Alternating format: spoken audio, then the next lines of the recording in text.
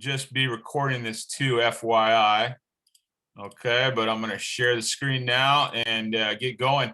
Guys, what I've got is I've got a seminar style presentation, okay, just like I do in person, like at one of the Shield or Glacier clinics type of thing. So we're going to work through. I've got some video built into this thing. I'm not sophisticated enough to put together my PowerPoint into a huddle and go back and forth between the slides and huddle real well. I just have not been able, I just don't like it, to be honest with you. I don't like that style of teaching. So what we're going to do here is we're going to go through this Shield Punt seminar. I'm going to teach it to you, a few clips in here, but then we're going to pick up a bunch of the clips. We're going to watch some film, break down some film, just like I would in a classroom with my team at the end. All right. And so we're going to, again, go through this, maybe 30 minutes, 40 minutes here, and then about another 30 minutes or so on the film session. Okay. And then open it up for Q&A. So that's the route we're going. Feel free to, I think the best way to do this, guys, to stop me, because it is a little difficult to see the chat. If you want to just stop and, raise your hand. Obviously, I can't see everybody on my screen here. I only got one. At work, I got two screens. It's a little easier in here. But, just pipe up. Just unmute yourself and say, hey, coach, I got a question. Okay. Let's do that just like you would, like I said, in that hotel ballroom. Raising your hand, just pipe up and we'll ask, or save the questions till the end. I don't care, whichever way it'll work. Might work best to save the questions until the very end if you want to write them down or what have you. But either way, we're pretty informal. Had about 40 coaches register. Looks like, I'm not sure how many are in here right now, but all right, let's get going. So guys, coachfore.org, coachfore.org. I've got an article, a featured article on there where I've got just about everything I've written. The books, the videos, the podcast about special teams is there if you're interested in special teams. Okay. I've got something for you guys here today. If you're watching this recorded video later on, this does not apply to you. This is for my guys here on March 14th on this webinar, 50% off. I built some 50% off things for you on 8laces.org until 9 p.m. Pacific today. Right after this, this is kind of my all-in-one, guys. Everything I've ever written on special teams is here. Shield Punt Manual, which most of you have with this, but then I got the kick and returns punt manual. That's 28 kickoff and punt returns and punt blocks. Glacier presentation on special teams organization. That's 76 pages long. A kick return clinic PowerPoint. And then you'll see there, all those things in blue are all depth chart, special teams player of the year spreadsheets, film review spreadsheets. If you're brand new to this special teams coordinator world, this will be the best $25 you spend. It's usually $49 until 9 o'clock tonight. It's that. Both of these products are in there. If you don't want to buy that whole thing, my kick return manual is going to be $7 until 9 o'clock tonight. All right. So invite you to take advantage of those. Guys, special teams real quick. I coached 17 years at the high school level here in California, and then 1 year at the junior college level. Okay. 8 of those years, I was a head football coach. I started coaching special teams in 2002 at the varsity level as a coordinator, and I've coordinated my special teams every year as a head coach as well. That's just how important it was to me. A couple years ago, junior college right next door. It's literally probably 500 yards that way. Okay. About 500 yards from my house to the office. Head football coach over there asked me to come in and talk some special teams. So he'd been out watching my teams in the area here for a little while. I thought I was just going in to talk special teams. We spent about 3 hours together. And at the end of that time, he said, hey, I want you to come on and be my special teams coordinator. And it was awesome. Coached junior college football for a year. One of those things I wasn't expecting that at all. And sometimes just I think the good Lord's plan, when we're not looking for something, it happens. But I loved coaching junior college football in some ways. The on the field, the athletes we had, holy smokes, were tremendous. A lot different animal than high school, but I'd say if you ever get that opportunity, take advantage of it. I became a much, much better coach coaching at that junior college level, man, because things had to be and I consider myself pretty organized, perfectionist type of guy, but that was a whole new world. And that was awesome if you ever get that chance. One of the things there, we came up with this. I came up with this and developed it with our staff and sold it to our kids. Our special teams philosophy, and if you don't have a philosophy, you got to create one. We wanted to be fierce, and I defined, what does that mean? Powerful intensity. We wanted to be fast. What does that mean? A short time to get to the ball, and ferocious, meaning aggressively determined. So that was my special teams mantra. And I was passionate about this every single day of practice. Fierce, fast, ferocious, fierce, fast, ferocious. Steal that thing, screenshot it, take a picture of it, use it where you are. Okay. This is just what we would talk to our kids on Monday. Was that fierce? Was that powerful intensity on your way to football right there? Hey, was that aggressive? Were you aggressively determined to make that block on kickoff return? Was that as fast as you go, Johnny? And so those three things, fierce, fast, ferocious, I brought this slide right here back to my team every single Monday when we showed our special teams player of the week points for that week. I brought them right back to this. We brought them back to this every Monday. So again, encourage you to develop that philosophy. Okay. 13 high school seasons using this Shield Punt, 13 high school seasons, 1 JUCO season, 144 games at the high school level, 10 at that JUCO level, 396 punts. We had 3 blocked at the high school level, none blocked at the junior college level. Although my head coach, Coach Hoover, if you know him here in Southern California, every single week he'd say, "This is the week, Fore. They're going to get you." He uses pretty colorful language, but every single week, this is it, man. They're going to block you this week. You think your punt's so good, they're going to block every week. He just gave it to me, but lucky we got out of there without one blocked. And I would walk by him every Saturday night afterwards. Hey, coach, they didn't get us, because he hated a lot of aspects of this punt. Hated it. Okay. In fact, I told you about those 3 hours we spent together. Hour and a half was just talking this punt. And he just would every week, I'm getting rid of this thing. This sucks. But I think they had 4 or 5 blocked the year before I got there. And so every week, man, I'd walk by them with a little more arrogance every week. They didn't get us, coach, man. These kids are doing a great job. So wait till next week for it. It was fun. But hey, we had 3 blocked, 2002, 2007, 2014. I'm going to show you 2 of those today from 07 and 14, how those got blocked. All starts with the very first step. We've allowed 1 return for a TD.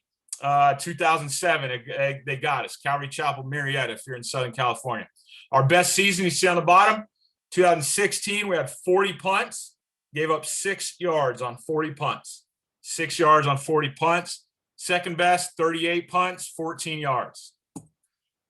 Here you'll see at the junior college, 0 blocked, 0 returns. We got 2 turnovers. That was great. They had 0 turnovers the year before. And you'll see the returns they had against us this year, 0, 0, 0. So that means not a fair catch. Like, they attempted to return it and got 0 yards. So we love those single digits. At the junior college level, when you get single digit punt returns, that's a pretty impressive thing. They popped 1 for 34. That really ticks me off, but pretty good stats. Our punter, little 5'9" kid. Again, if you're from Southern California, this kid was from Barstow. Was first team all conference punter for us. So we had 10 of them inside the 20-yard line, which was great. All right. 2001, I was special teams coordinator at Linfield Christian in Temecula. We were doing the good old, what a lot of people do. That's their pro style punt. Okay. And my head coach said, "Hey, I want you to take over next year. You're going to do special teams. You're going to coordinate everything." I went out and I researched the heck out of punt, because I hated the pro style punt. And I'm a guy who likes to be just a little bit different. I want to do things just a little different than everybody else. And I found an article I'll get into that in a minute. Let's talk about the 6 disadvantages of the traditional punt system. The 6 disadvantages of the traditional punt system. Open field tackle, very tough to do, especially for high school kids, especially with how much time we're getting limited these days. We're getting limited on a lot of contact time. So when you have your two gunners in that traditional punt everybody uses, okay? Now, a lot's changed. A lot of guys are using some form of the shield, or some guys call it a spread punt, okay? But that pro style punt, 2 gunners are having to make 1 open field tackle tough to do. Usually you got 5 useless linemen after the kick. 5 absolutely useless linemen after the kick. You got just 2 real tacklers to get downfield. And these were some of the things I hated about the traditional punt that we were using in 2001. I just thought to myself, why are we sending 2 guys down the football field and that's it? Return team, they can bring 8 guys to you, and you've only got, okay, usually if you've got 2 wide, okay, you got 2 wide as your gunners. That leaves you at 9. Your punter, that leaves you at 8. Usually it's man-to-man blocking, and that can be tough. If the returner's faster than your gunners, you're going to lose valuable field position. At the end of the day, that's what you see all the time, especially at the high school level. If your returner is faster than your gunners, 1 sidestep and he's gone, right? And then angles of the punt team creates automatic advantage. If they return to the sideline, if the punt return team returns to the sideline, they have an advantage angle on punt return. And so I didn't like it. And so I found this article in 2002 called The Shield Punt, Dare to be Different. And it was basically this format you see right here, although my rules have changed a lot from what they taught. But I found this article in an old AFCA magazine when I was doing some research on punt. And that dare to be different caught my eyes. Because in 2002, guys, we were the only team doing this in California, no doubt, in Southern California, no doubt. I don't know about the rest of the state, but there was nobody doing this type of punt for a long time here in California, okay? And so this, what I'm talking about these days when we say shield punt, you got 7 guys on that line of scrimmage, 3 in the shield, and a punter, okay? Here's the advantages of the shield punt, in my opinion, the advantages. You get guys down the field fast. You get guys down the field very fast, okay? Here's a little look at what that looks like from my junior college a few years ago.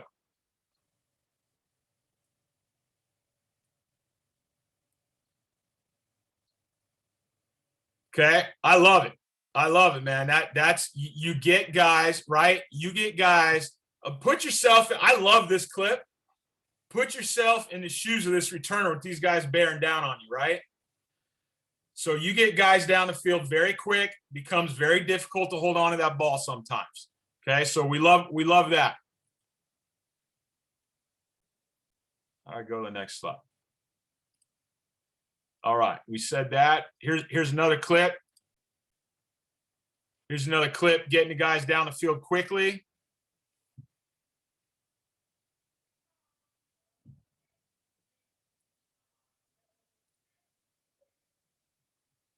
No room to even return that punt. Okay, so again, love getting the guys down the field quick. Love that fair catch sign we see. Here's a high school. I know it's a little blurry. I'll apologize. We got 6 of our red. This is at Oak Hills. We got 6 of our guys in those red shirts all past them. It becomes very, very difficult for the punt return team to block these guys. Okay, and we'll talk about why in a few minutes. I love punt team turnovers. I love my guy here, my backup quarterback, number 5 here, okay? Hey, coach, it's our ball, baby. We got this thing. I love it. So getting guys down the field fast, simple formation used everywhere on the field, guys. I never change this formation. The only thing we'll do, and I'll show you when we're backed up, the only thing we'll ever do is bring the shield up if we're inside of our 10, okay? And we'll walk through that. There's a great picture of it, okay? Ball's on the 2.5 yard line, maybe 3 yard line.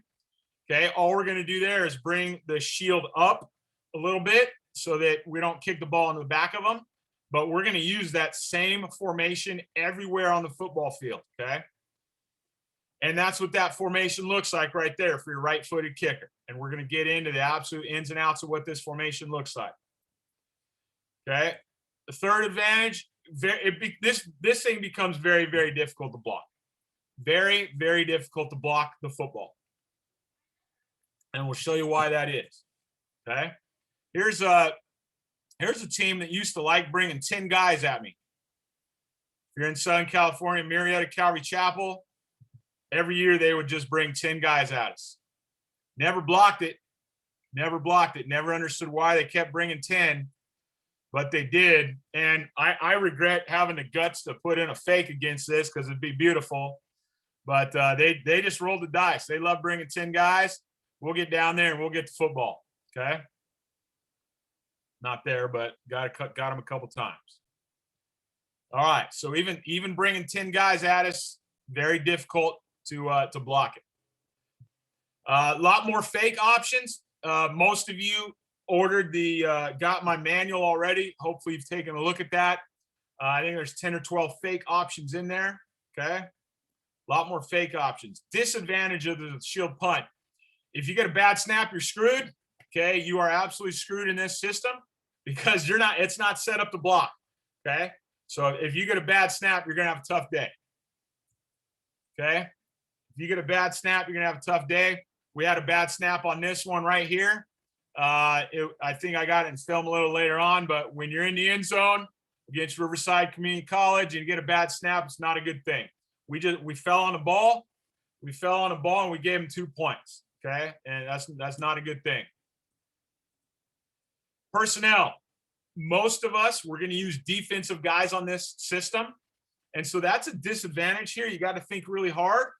Are they going to be tired if they get back on D? Okay. Because you want to use linebackers, safeties. You want to use linebackers, safeties, corners, your best tacklers. And so if you line up and punt and they're all out there for that punt, okay, I have had some coaches, they try to turn that ball around quick on you because you might be tired. Shanked kick, if it's really, really easy with this system to out coverage the kick, okay, to where your frontline 7 guys get down there quick and you actually out coverage the kick, especially at the high school level sometimes. You know, you get your guys down there 40, 50 yards pretty quick.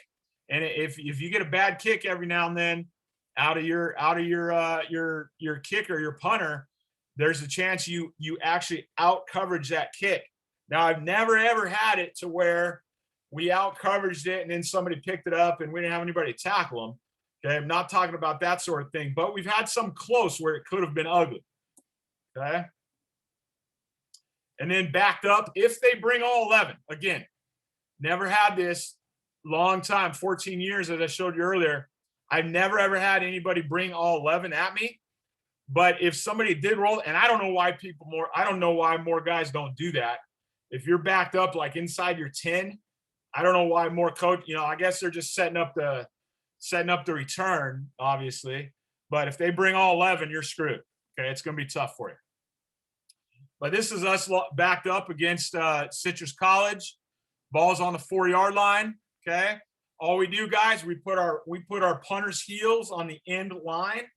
We put our punter's heels on the end line, and then we're going to set that shield up right about they should have been at about -2. They should have been a little deeper than this.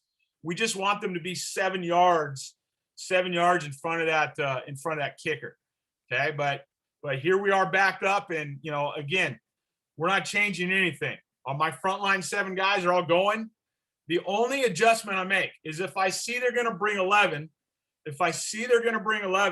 we protect first. Okay. And we've got a call for that. And it's simply protect, protect, protect. And now we're sending down just our freeze, just our tight end. They're going down the football. But again, I've never seen guys bring all 11. All right, let's talk about personnel, the type of personnel you need. Now, included with your purchase of the clinic, guys, you got a PDF of this, so you don't need to take all these notes. I'll also be sending each of you the PDF, the same PDF I'm going over now, because there's a few differences, not many, but I'll be sending this whole PDF right to you guys tonight, so you don't have to write all this down unless you want to. Personnel wise, okay, let's talk about personnel. Frontline safeties, the frontline seven guys are going to be your linebackers, safety types, okay? These now, every school is going to be different. Are these your first string guys? Are these your backups? Obviously, I wrote an article about, the head coach and the staff has got to make a decision about special teams. Are your special teams, are they going to be your donkeys or your thoroughbreds or a mixture? Your donkeys, are they just a bunch of backups? Backups are the only guys you can use? Or are you going to roll your thoroughbreds out there and use the best of the best on your special teams? So you got to make that decision amongst your staff, but you better have those discussions obviously before the season comes, right? But I've been fortunate. When I was the head coach, I used everybody how I wanted to. Okay. And our philosophy there, obviously, we're gonna play the best kids. I've been fortunate along the way as a coordinator, my last 6 years of coaching, my coaches, I worked over at Oak Hill, Sultana, Victor Valley College. Victor Valley College was a little different. I didn't get to use a lot of the first team guys, but for Kistner, for Locklear, at those two schools, both of them said the same thing. You got whoever you want except for the quarterback. There's once in a while I'd have to take out a premier guy at Oak Hills that we would have. But, most of the time, guys I've worked for, let's get the best on the field that we possibly can. Your shield, you want some big dudes who can block. Some big boys who can block in that shield. Now, I get, disagreements. Guys question me on this stuff. And it's always funny when you get questions on Twitter or email about, hey, why do you use your big guys? They can't get downfield and make a tackle. Said in 14 years of running the Shield Punt, I think one game I've had a Shield guy have to make a tackle. That was actually at my junior college. Okay, one guy. I've had one Shield guy have to make a tackle.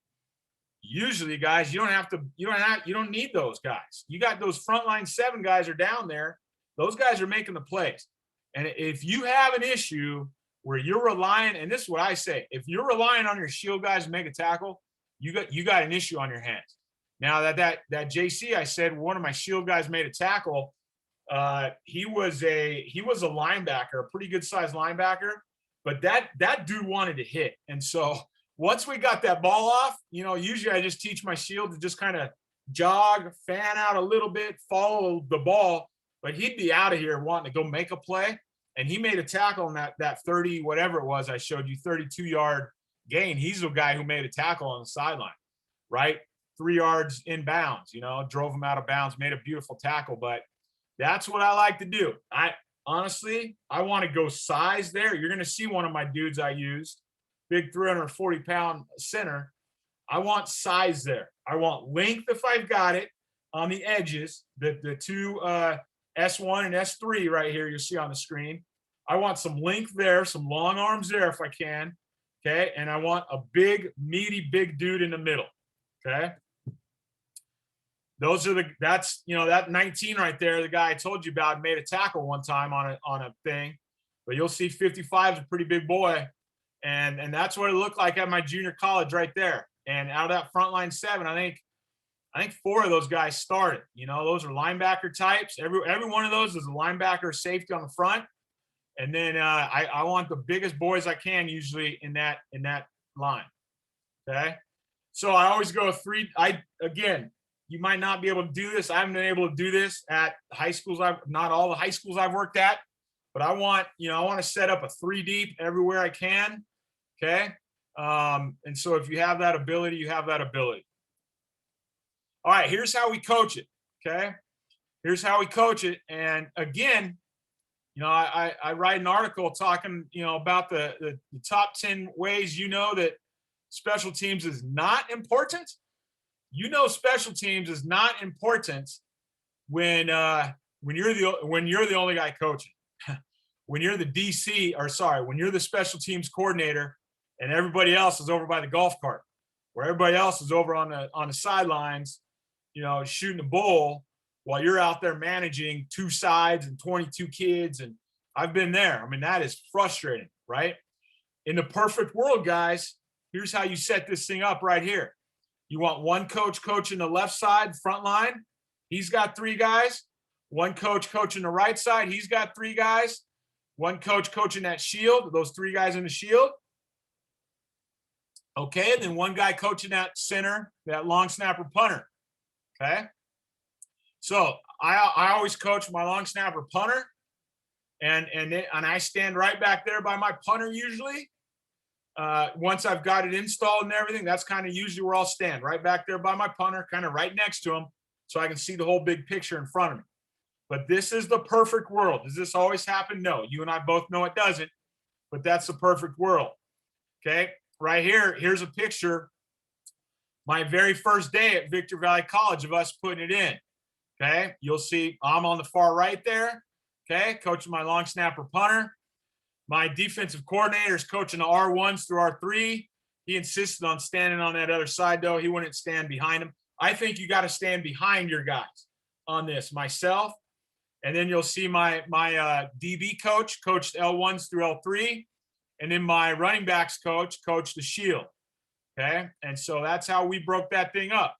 And it's a great way to do it. You want 4 guys coaching this thing if you can. Again, you'll see here, you'll see he's coaching the left side. You'll see I'm over here, and so is my running backs coach. He's going to come in right now. He's going to come in real soon here, I think. Yep. Yelling at his shield guys on what to do. So that would break that thing down. Okay. Real important, I think. All right. Let's talk alignment. Let's talk alignment as we move through here. All right. I'm going to pause to see if we got any questions. I don't see any questions at all. All right. In the chat or anything. Let me ask you guys out loud. Any coaches? You guys have any questions? Do you have any questions before we get into alignment? Anything I've hit on so far? Just open your mic and have at it. Anybody? No questions. All right. Alignment, guys. We're going to talk here first about a right-footed kicker. I've had one lefty in my career. It's one simple adjustment. You're just going to move one of the shield guys. We'll get to that. But here's my alignment. Here's my alignment when we got for the shield punt. Front line 7, you're going to have 1 yard split between each guy, the front line 7. Okay, 1 yard split across the board. Every single one of them is a 1 yard split. Okay. Your shield, there's a couple ways to do the shield. I've gone over 14 years of doing this. Okay. I used to have their heels at 7 yards, and then they would step up 1 yard up and in. At the snap of the ball, they come together, stepping 1 yard up and in. Okay. Maybe 4 or 5 years ago. And part of the reason I wanted them stepping up and in was for mindset. The mindset was, when I'm stepping up and in, when I'm stepping up and in, it's a mindset that I'm not receiving the blow. Okay. I am giving that blow. And so that's why I wanted those guys stepping up and in. All right. But I've changed it a little bit just to make it a little more simple now. Now I'm lining their heels up usually at 5 or 6 yards. 6 is optimum. Line their heels up at 6. Okay. And then they're just coming together. And so heels at 6 yards, and now they're just shuffling together to make a wall. Okay. Now, the foot placement, this guy here is called S1. Number 9 is S1. His right foot, he needs to be over a little bit here. His right foot should be on the left foot of the center. S1's right foot is on the left foot of the center. S2 is my guy in the middle here. Shield 2, S2. His left foot should be lined up right over the right foot of my long snapper. Okay, that's the alignment. So you got S1, S2, S3. Okay, S2 and S3, they're just foot to foot.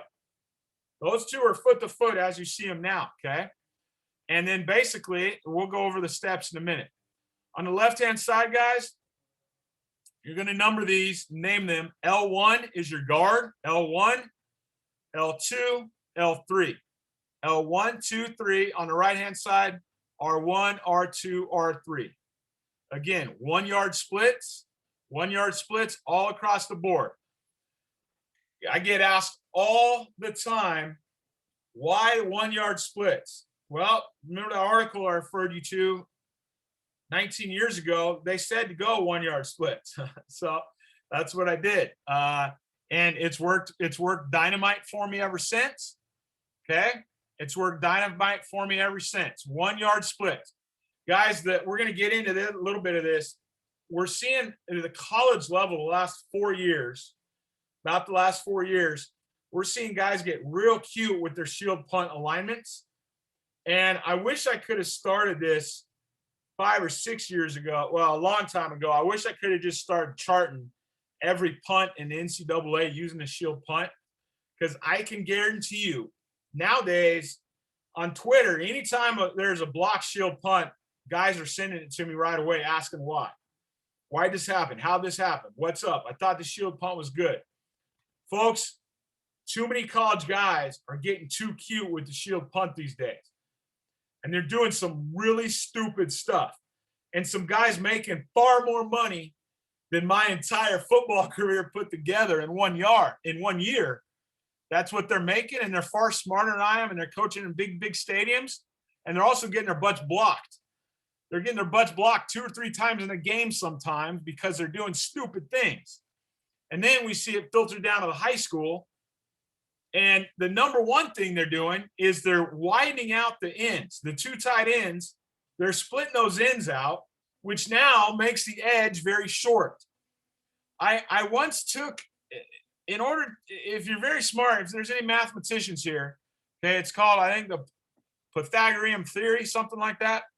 When you talk about how fast a kid on the edge needs to be to block this punt at the kick mark, okay? You got to be fast. You got to run like a 2.2, 2.3 40.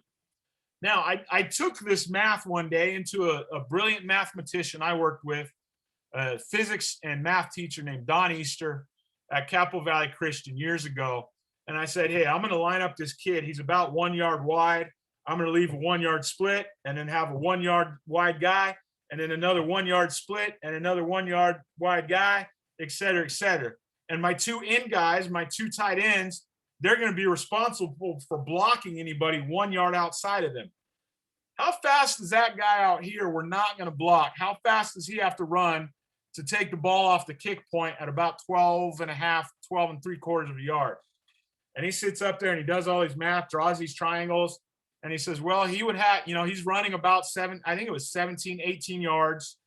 He's having to run in at an angle, and he's going to have to get there in about 2.2 seconds for you to run to before you kick that football. And he said, this guy would have to run, again, all the math he did, he's going to have to run about a 2.2 40-yard dash to get to that football, something close to that. It was crazy the way that he figured it out. But that's what our alignment looks like. Now, here's another piece of our alignment. So my head coach I worked for at the JC, for whatever reason, about halfway through the year, he said, hey, I don't like how we don't, he saw some college hinge their shield guy like this. And he said, hey, I want you to start hinging our shield guy. I said, why? We're not having any issues with it. Just do it. Start hinging him. I don't want those guys to move at all. Just hinge him. Yes, sir. You're the boss. Yes, sir. We will. And so you'll see here, that's another formation where that shield guy, the S2, he would hinge in to the shield. So that's just a different style. You'll see here, again, we're at about 1, 2, 3, 4, 5 heels at about 6 yards, and they do not step up and in. So those are the two ways to do it. This is what that alignment looks like from the side, okay? Guys, very good spacing. When I tutor and mentor guys all over the nation doing this, one of the things we see all the time when the ball is blocked off the edge, I'll say, hey, do we have an end zone footage? And if they have the end zone footage, sometimes, sure enough, man, you'll see L2 like almost foot to foot with this kid over here at L1. And guys, when you teach this, when you install this, you have got to preach. 1 yard, 1 yard, 1 yard, spread out. Kids are usually, they don't trust us. They're going to line up way tighter than they should. Okay. They're always going to line up much tighter than they should because they're like, coach, there's this big gap. I don't care that there's this gap. Okay. So you gotta get to that 1 yard split. Here's another alignment. Shows you, just about dead on what that looks like. Now, left-footed kicker. This is a kid named Fore I had in 14, my only left-handed punter ever. Guys, all you do is shift one of the shield guys. Now, listen, we want that kicker. We want him taking his steps and going straight ahead, all right? But usually most punters, they're gonna fade just a little bit. They're gonna fade a half a yard or so towards their kicking side at the high school, especially. You got to work really hard to keep them behind that S2, their middle guy. But what I found with this left-handed kid, more than anything, it was in his brain. More than anything, it was just head games. He's like, coach, I need more protection over here. Not a problem. So we just shifted that S2 to his side. Okay. That's all you do there. All right. Let me show you why Utah's shield punt got blocked here a couple years ago. Okay. A lot of guys on this shield punt block tonight are saying that this guy here, okay, he should have come off the block. So let's watch it. He should come here to block this guy. Let me show you why you can't do that, okay? The reason you can't do that in this scheme is if you... Okay, so right here, you guys can hear this, right? Coach Smolin, I see you. Can you give me a thumbs up? You can hear him. Thank you. So what they did here, guys, they took you got a right guard and a right tackle, and they took their right tight end, and they're trying to get cute, and they spread them out up here. All right. Again, not sure why. These guys are making $1 million. If they would have brought these three guys here, okay, you got B gap with him, B gap, you got A gap, and you got backside A gap. That's 3 guys for 3 in the shield. That's why you can't do that. Again, if they bring him up to the line of scrimmage and go A, B, those are your 3 guys for the shield right there, okay? And then on the backside, you have him, this guy here coming B, him coming outside. That's 2 on 2. But you cannot bank on this man, who in my system I call S3, third guy in the shield. You cannot bank on S3 blocking this man here. This, in my opinion, Kyle Winningham, I guess, is the guy who coaches a lot of their special teams. He is a far greater coach than Chris Fore. I've coached 17 years of high school football, 1 year at JUCO. I'm a little nobody coach. Most of my career has been at the smaller school level. But I know the shield punt very well. And this scheme right here is awful because of the edge you create, okay? You create a far too short of an edge to get to that punter. To go 2 on one side, 4 on the other, it's just, I don't know if they use this scheme all year or not, but it's an awful scheme in my opinion because of this edge, okay? And you cannot expect one of these guys to peel off on this edge guy coming, because then you can go 3 on 2 and you're going to block it anyway. So this scheme right here is poo-poo. All right, that's my opinion on that scheme. So guys, again, don't get cute with this thing, man. I don't know why guys are doing it.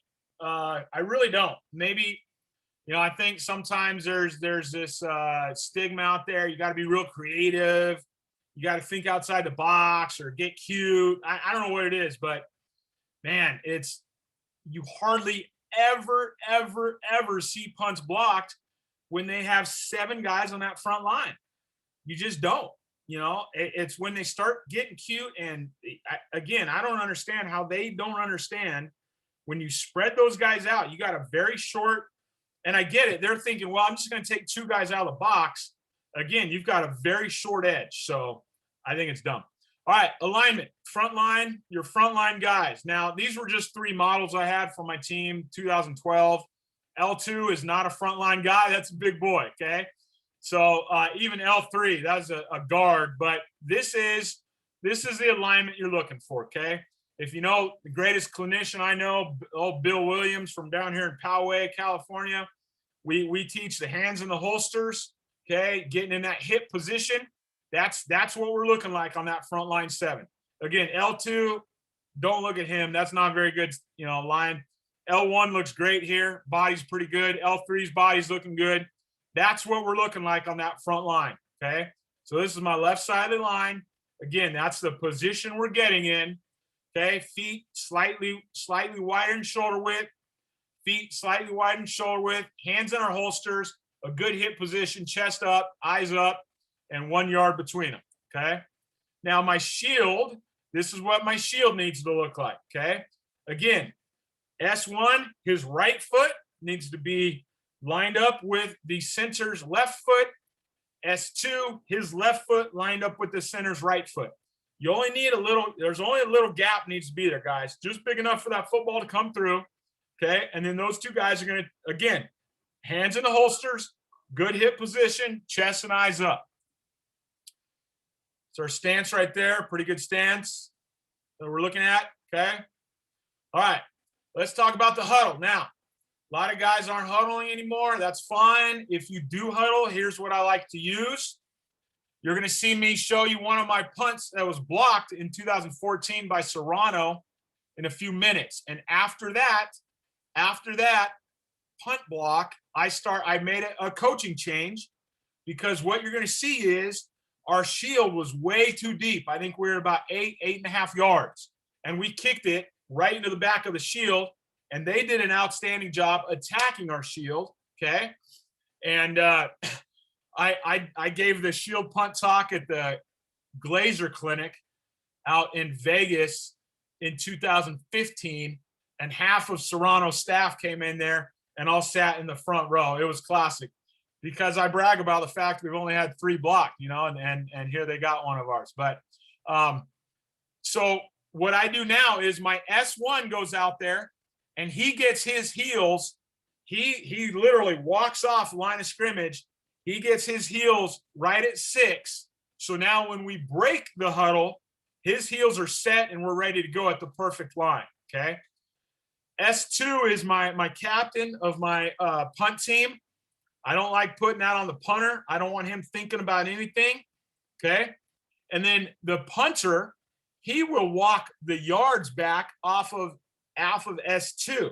Remember, his heels at 14 yards, okay? So he's going to walk off 8 yards from the heels of S1. So S1 goes out there, he finds the football, he gets his heels at 6. That's where we set our huddle. And then we line up, just my front line 7 guys facing the football, facing where we're going to kick it. My S2 will give them a call. Now, 9.9 times out of 10, we're just kicking the football, okay? But I want them huddling out there for one reason. If I want to take as much time as possible. In my mind, there's no reason to run out there to quick huddle, quick kick, or nothing like that. I don't do any of that. If for anything, I want to give my guys a little bit of a blow. If there were any on offense, I want to give them a 15, 20 second to catch their breath, okay? And so that's how we're going to line up. Again, S1 finds that football, gets his heels at 6. As soon as his heels are at 6, the punter's going to walk off and get his heels at 14. How we snap the ball, here's how we do it, okay? S2 is the voice. S2 is the voice, okay? He's going to get up there. Obviously, he can see all the front line 7. He can see that whole front line. He's going to make sure they're set. You see, I have this in here again for a very good reason. A couple times in my career, I've had S2 turn around, look at the punter, snap the ball before making sure we're all set. So again, he's going to make sure the punter is set and ready.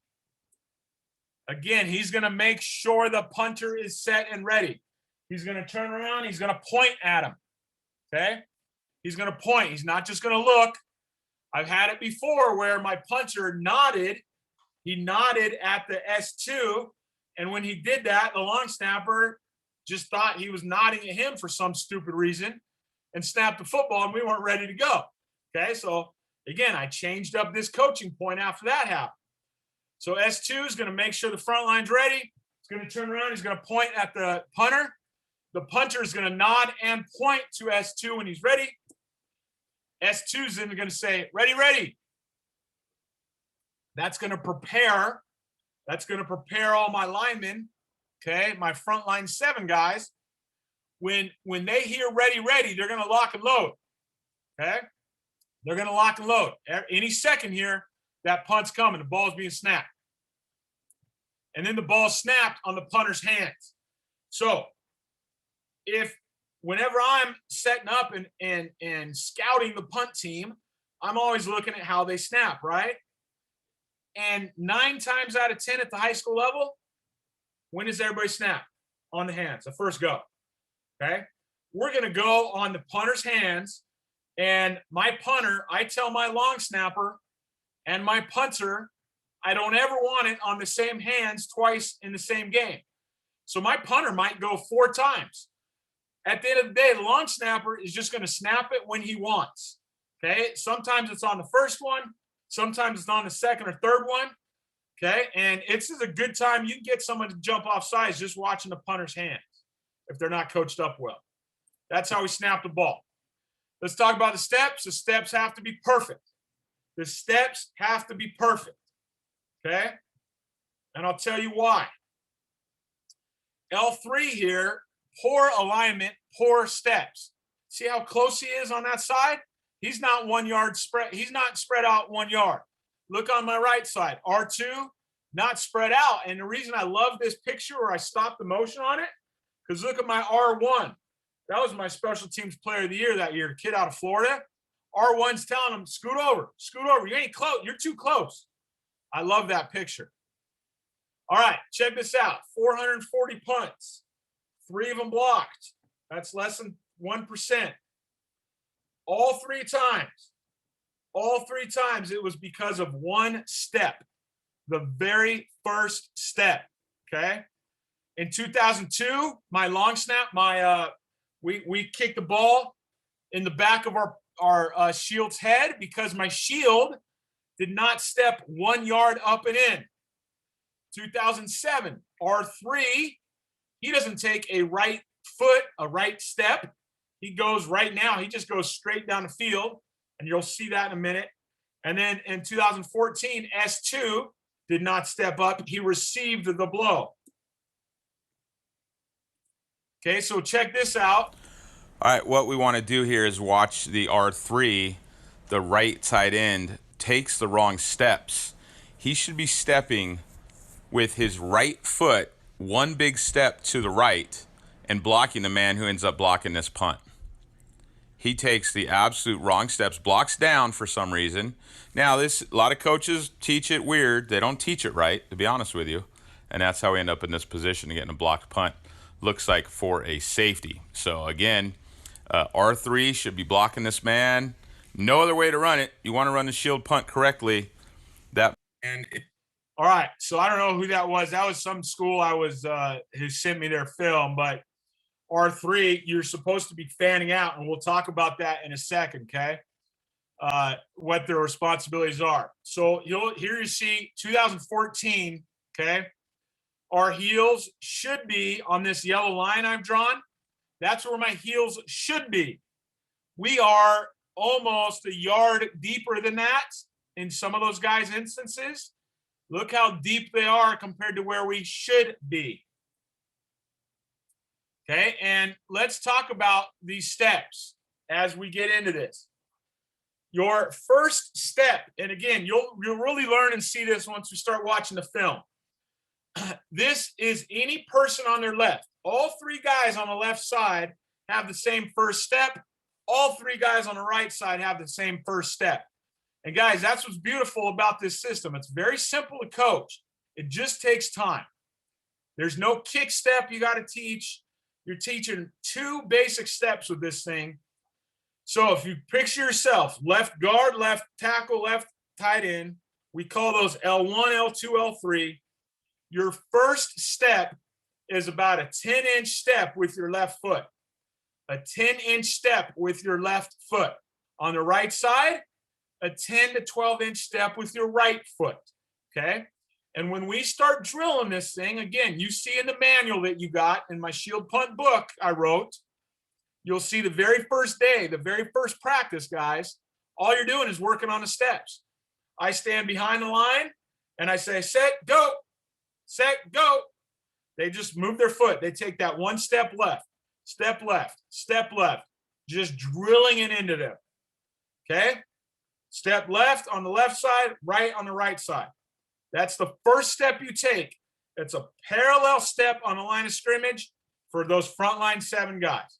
Obviously not the center. He's snapping it and going, okay? All right, the shield, you're taking 1 yard up and in.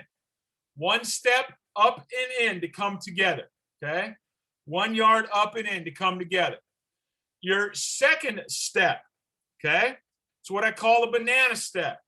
You'll see here, his right foot has now, you're going to make a banana with your foot, okay? So you're going to bring it in, and the reason is because you're blocking through your man at the line of scrimmage.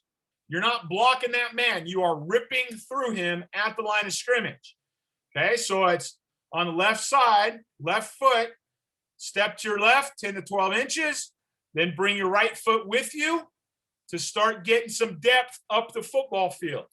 So you want to go lateral and then vertical up the field. So you're going to be ripping through that man. So that right foot comes towards your left foot, and then you're making a banana. You're curving that thing, okay? So that second step, you're coming up like this. You see his right foot coming in, and then now you're getting up the football field. Guys, these steps are crucial. These first steps are crucial. It'll all start coming together a little better when we watch the film, okay? Front line, the third step, you're now going. You're getting to the football. So, guys, it's 2 steps. It's 2 steps. The shield, your third step, you're not even taking one. You're holding your water, okay? It's 2 steps. You're getting wide, and then now you're getting upfield. Guys, if you just saw that other guy, the one you saw blocked right there, that tight end, he blocks down for some reason. It's another stupid thing all these colleges are doing. They're blocking inside for some reason, and they're not blocking guys off the edge. I'll show one of those too. All right, so let's talk about getting off the line of scrimmage and who is in your block zone, okay? We call this your blocking zone. But again, you are not blocking a man at the line of scrimmage. You are getting off and running through the man. You are running through the person in your zone, okay? So, and again, I encourage you, you have this slide, show this slide to your team when you're installing this to get them to understand who you're blocking and who you're not blocking, okay? So what you're going to want to do, okay, it's the same. Is it the same every time? Yes. Yes. You're taking these same exact steps every single time. And that's the beauty, guys. That's the beauty of this shield punt, in my opinion. Okay? No matter where you are on the field, no matter the hash, no matter, etc. Your steps, left side, your steps are always the same. Right side, your steps are always the same. Doesn't matter who is lined up anywhere. And we'll get to that. So think about if you're the L2, okay? Think about if you're the L2. Your rule is S10 stepping to S2 okay, I'll talk about that, Jeremy. I'll talk about S1 and S2, who's stepping where. It'll probably be best on film. You'll see that, okay? All right, Put yourself at L2 right now. You're the left guard. L2, okay? Guys, the rule is anybody head up or inside. Head up or inside, you are not touching. This is hard for high school kids to understand. Somebody right in front of me, I'm not going to touch. That goes against a lot of football, right? But that's the rule. And again, it's very simple. Head up or inside, meaning to the football. Head up or inside, I'm not touching them. Head up or inside, that's my teammate. I'm not touching him if he's head up or inside, okay? So L2, you got this guy right in front of you, the red X, you're not touching him. You got the next guy. He's outside shoulder of you. That's you now. The next guy over, the second L2 with the green X, okay? That's a guy who's lined up basically in the gap, almost all by himself in the gap. That's your man. That's your responsibility. Then you got a guy who's inside shade of L3. That's your responsibility. Now you got a guy head up of L3. Remember, L3 is not going to block anybody head up or inside of him. That's your man, L2. Now, guys, listen, there's only one yard split here, right? It is impossible. It is impossible for there to be 4 guys there. You might have 2. You might have 2. 2 defenders in the same gap. Yes, sir. We will get to that. We will get to that, Coach Wilson. What the rule is, if there's 2 defenders, because that's the most you can ever have in your blocking zone. The most you can ever have in your blocking zone is 2, okay? You cannot get 3 guys in there. I've tried it 100 times. It's too small of an area. If there's 2 guys, what I call your blocking zone, 2 guys in your blocking zone, you're running through the second guy. The first guy in your blocking zone, okay? The first guy in your blocking zone, you're going to funnel him to the shield. So you're going to run through this second guy in your blocking zone. Let the first guy get caught up in the trash. This is what it looks like for the whole left side of the line. And it would look the same on the flip side. On the right side, it looked the same exact way. So this is what it looks like, okay? This is what it looks like for the left side. And again, a powerful graphic for you to show your team. Now, let's talk about over here where you have no L4. L3, his blocking zone is going to be the same. He's going to pretend like there's an L4 there. So when you're installing this, guys, coaches, when you're installing this, I usually put a cone where that imaginary L4 is. And I say, okay, L3 tight end, you got anybody here. You've got anybody here over until over head up with this cone, L4. Anybody wider than him will never get to the football, and we're letting him go. Anybody wider than that imaginary L4, we're letting him go. And guys, whenever I install this, every single spring, I'll do the same thing. Who wants to block this punt? Unblocked. Who thinks you're good enough to come block this thing? Every year I get a couple of big guys who want to come do it. So I let them. I'll take my fastest guy and I'll put him outside of here, outside the imaginary L4. Again, he's got to run about a 2.2, 2.340. And I'll say, go block it. You're unblocked. Go block it. Scares the crap out of my punter, but they never block it. They're not fast enough. They're not fast enough. As long as you spread all your guys, as long as there's 1 yard splits, anybody outside of imaginary L4 will never get there, gentlemen. Not fast enough. Check this out. Listen up. Here we go. All right, let's talk here about this punt today. It's important to note, you'll see here, first punt today, kind of a big deal, okay? Kind of a big deal. First punt today. You'll see Oklahoma punting the ball up by 1 touchdown, 8 minutes, 36 left in the game, okay? So a shield punt, as you probably know, is designed, okay, so that you get immediate release from your frontline 7 down to the football, and you're funneling those guys. You're funneling them to your shield. Your 3 big boys in the shield. You can see here they got a defensive lineman, 2 offensive linemen, okay? So the idea is you fan out down the field very quickly off the football. The way that I teach it is you're blocking through a man in your zone on the way to the football, okay? what we'll see here as we watch this thing play is it get blocked from the edge. Okay, it got blocked from the edge, and I'll tell you why this thing got blocked from the edge when we go back to another camera view here. They're going to show you we're going to get a really, really good look at why this thing got blocked from the edge. They're not following very basic punt rules for the Shield, okay? Some of these college guys have gotten cute the last 2 or 3 years. They're angle punting out of the Shield. Now, here's what we got. In the system I've created, available at shieldpunt.com, I've literally written the book on the Shield Punt, been using it since 2002, 440 punts. We've had 3 blocked, okay? In 02, my first year using it, we had 1 blocked. In 06, and then in 14, 1 return touchdown ever in 440 punts. Help coaches all over the nation, college and high school levels, putting this thing in. In my rule, this guy here, 44, he's going to block through this man. He's going to block through this man, run through this man on the way to the football. 32 would be going through this man. That's the man in his zone on the way to the football. 24, he has 2 in his zone. The rule when you have 2 in your zone is the widest man. He's going to run through the widest man. So, Coach Wilson, you asked about that 2 in his zone. There you go. Okay. You're going to go through your widest man. It's going to be hard for you sometimes, especially the high school level, to get all the way around that man. Okay. But you at least need to make contact with him and push him, at least 2 arms on his shoulder. What we teach is you to rip around him. If you can't rip around him because he is wide, at least 2 arms on his shoulder pads, push him and go, and that's all you need to do. And his zone, okay?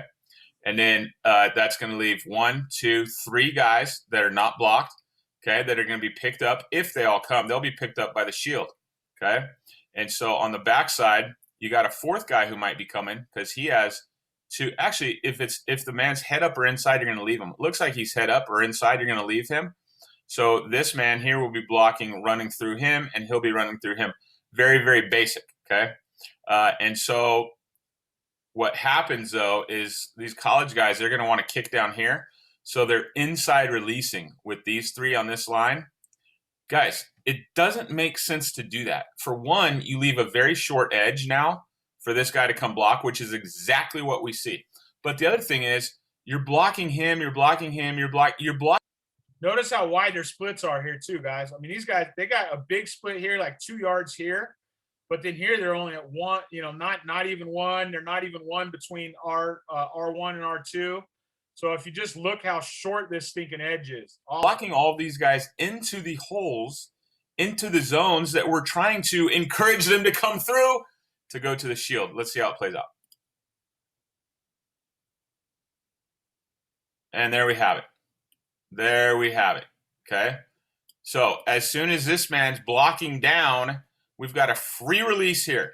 Dumbest thing, we saw, I think, 3 punts blocked yesterday because of coaches inside release. So don't do that. Dumb to do, okay? Dumb to do. Let me move through here a little quicker. Guys, here's one thing I do. When I'm teaching this, and I go back to this every single spring, I go back to this. I will line up the team out there. I will walk through to teach it. L1, is this your man? Is this your guy? Yes or no? Yes, coach, that's mine. Yes, yes, yes, yes. Okay? All right, when there's 2 in your zone, again, we're going to run through the widest guy. When there's 2 in your zone, we're going to run through the widest guy. The inside guy, we're going to leave him to the trash or leave him to the Shield. Okay? Now, let me give you a hint because every system has a flaw. Guys, the second man in the C gap, the second man in the C gap is your most dangerous man.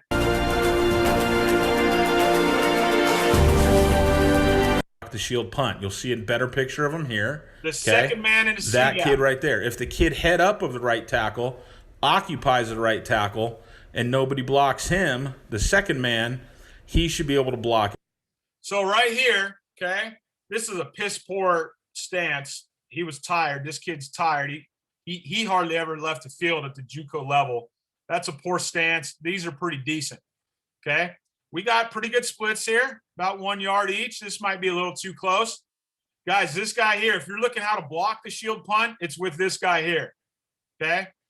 It's when you teach this man here, and here's what you got to look out for. You teach this man to attack this shoulder. Don't let him get to this guy, because my R3, he's fanning out, okay? Attack this shoulder right here if you're looking to block this thing, to let this man get a free release. This is a dangerous look. Now, they didn't get us. They got close. You'll see it.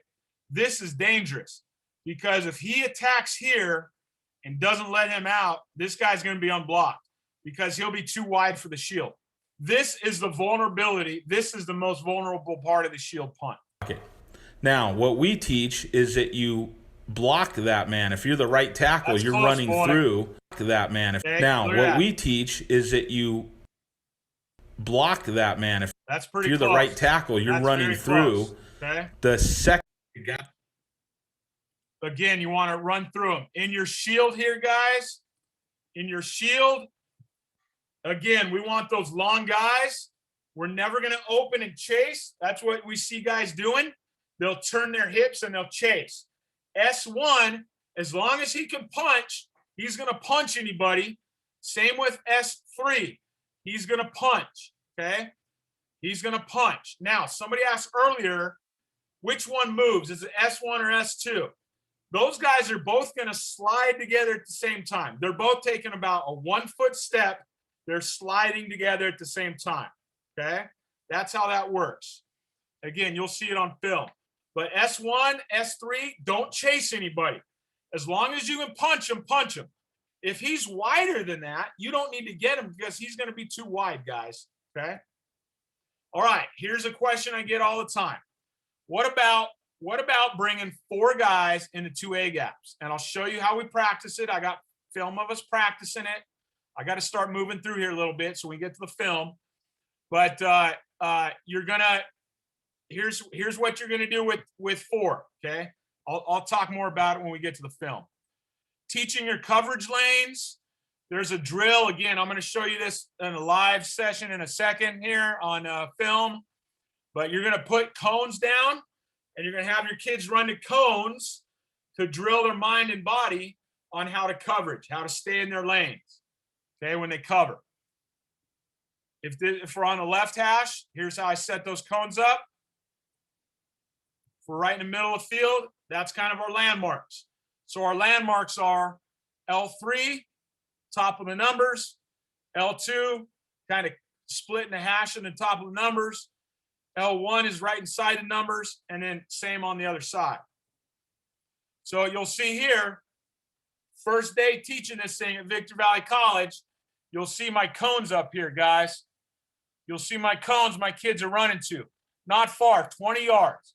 Now, I also use this as a conditioning drill at the end of practice some days. Okay, for my punt guys, my 3D punt guys will do this just for conditioning, okay? But again, we're going to go our first drill, we're going to run to the cones, and then the next drill, and you'll see this on film in a second, you're going to run to the cone, so you fan out going to the cones, and then you collapse on the ball carrier, okay? See what it looks like. This here should be just running to the cones. Now, because they're junior college kids, they don't do it very well. But we're running to the cones. My kid on my left side over here, watch him, right side, boom. Chops his feet, right on the cone perfectly. That's what I want. My two on the left side, L2, L3, they do a good job of it. Other knuckleheads run right past the cones. Okay, but we want them on the cones, and then they're going off to the right. Then my next group is in. Next progression, we're running to the cones, and then we're collapsing onto the ball carrier. Run to the cones as your landmark, collapse onto the ball carrier, okay, and then get out of there. Here's the next progression now. To the cones for the landmarks, to the cones for the landmark, and then find the ball carrier, okay? So again, you see how we fan out down the field. That's how we're getting wide on that first step. Everybody's getting wide, fanning out down the field, okay? All right, let's get to some film here. 2014, we had this thing blocked, okay? Here's why. They got this big, bad linebacker, all-state linebacker at Serrano High, very good linebacker. He comes and watch what he does. He attacks. I had a sophomore backup right here, a sophomore backup quarterback, so we had a beautiful fake in. He's a big boy, about 6'4", but he's soft because he's a quarterback. No offense, quarterbacks. He's a little soft. First of all, look how deep they are. They're 8 stinking yards. Way too deep. That's my fault as a coach. Remember, I changed it after this. Ever since 2014, we go out, we huddle, and my S1 finds the 6-yard depth. But they're way too deep. They're way too deep, and look what he does. This guy attacks. This was a great coaching. He attacks, boom. He attacks that S2, pushes him right back into that. And this is what a lot of guys are afraid of. A lot of coaches are afraid of this happening with the shield. He attacks him. Look at that, man. He pummels S2 about 2 yards. We were already lined up too deep, and we kick it right in the back of that shield. Now, another issue we have here. Remember, guys, look at this. Look at this issue. Watch his right foot. Remember what he's supposed to do with that right foot? Does he take a step? Not really. He gets beat, and there's no lateral step. This should be a 1-foot step here to cut him off. Okay? We should get a step there. Instead, his foot goes into the bucket. Look at that. His foot goes in the bucket instead of a good lateral step to cut him off. Because of that, he makes no effort. He should be ripping through this man on the way to the football. Okay? So this is a piss-poor job of my right tight end. He should be ripping through that man. Now watch this guy. Watch how he rips through. He does a bad job also. But here's how this thing gets blocked.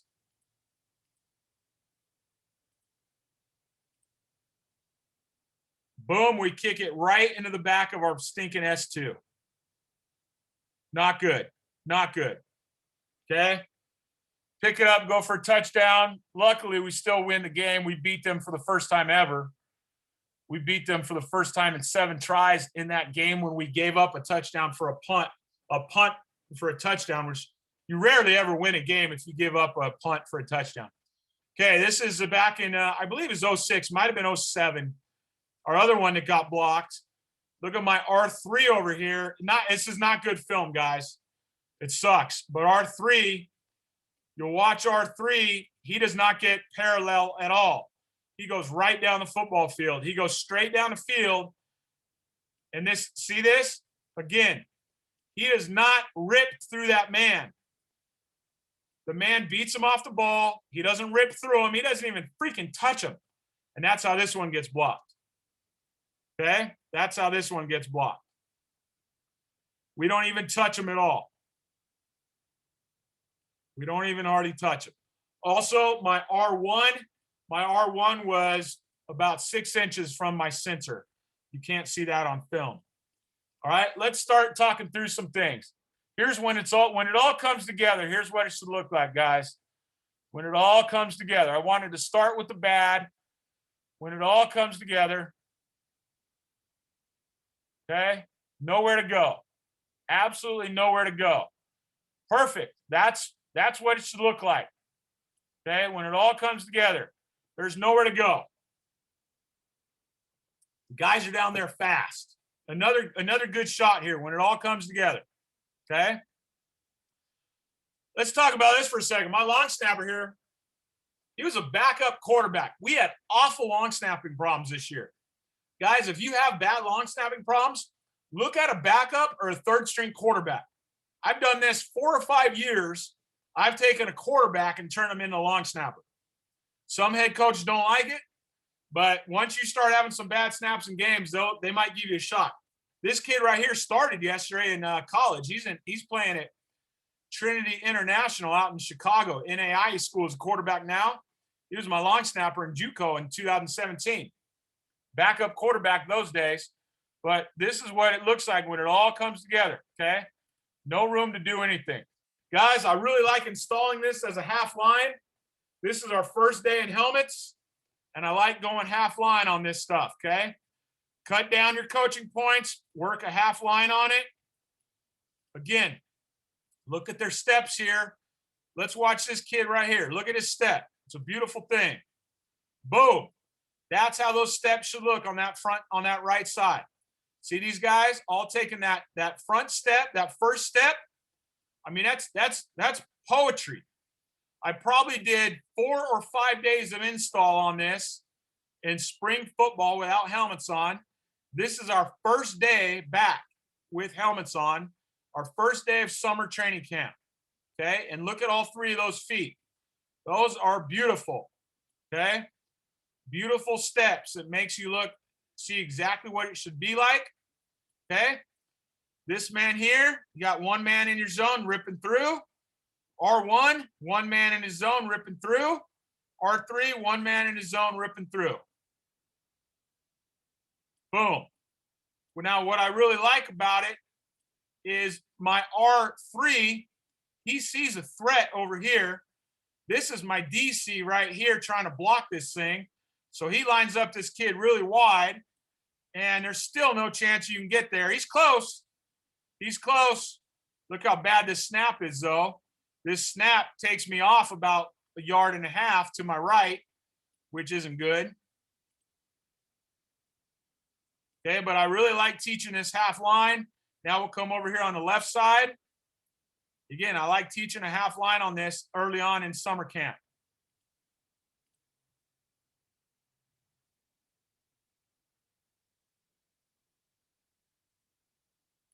Again, man, I love it. Look at these feet. Left foot, left foot, left foot. Again, 1 yard parallel, 1 yard parallel, 1 yard parallel. Boom. Great stinking steps, man. Boom. Look at that. They're all getting wide. Boom. Especially L1. Especially L1. L2s is a little flat. He kind of pulls himself a little bit. But that's exactly what that step needs to look like. Now, I remember vividly, because we were just installing this, okay? L1, guys, he's got to rip through this guy. And look, he doesn't rip through him. He just barely touches him and kind of lets him go. That crap is going to get you hurt, okay? You got to rip through this guy on the way to the football. Rip through this guy on the way to the football, okay? Just like L2, L2 does a good job here getting through him. L2 does a good job there. All right, guys, listen. I'm going to be just keep walking through film here. I know we said this thing was going to be 75 minutes, so we're there. If you got to go, you got to go. I'm going to record this and send it out to you. For those on this call, I'm going to record it and send it out to you if you got to go, okay? Otherwise, we're just going to watch some film here. Now, one of the questions, okay, here we're just showing you what I showed you earlier, getting down to the football. All right, a lot of questions I get, guys. 2 in the A gaps. 2 guys in the A gaps. Okay, what do we do? And it's very simple. It's very simple. So here we got 1, 2, 3, 4. 2 guys in each A gap. When you have 2 in each A gap, you have got to use your long snapper to block. Some guys don't like this, guys. There's no other way to do it. 2 guys in each A gap, you got to use your long snapper to block, okay? So here's what you do. During training camp or in the spring, you ask your long snapper, do you want to block the guy to your left or do you want to block the guy to your right? A lot of times, it's for whatever reason, a right-handed guy is going to want to block the guy to his left.